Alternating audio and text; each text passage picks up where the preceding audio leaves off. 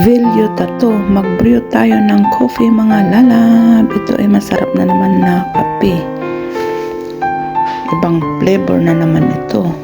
Maraming klase, 5 klase na flavor yan na binili ni Amo. Let's brew coffee. Ganyan lang mga lalabs ka simple. Tapos lalabas na yung barakong kape. Yummy yummy. Enjoy watching.